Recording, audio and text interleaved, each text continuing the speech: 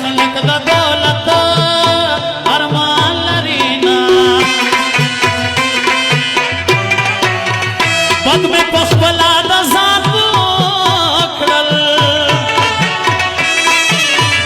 اوس یې په زخم پټۍ کړم ژړا کومه اوس یې په زخم پټۍ کړم ژړا کومه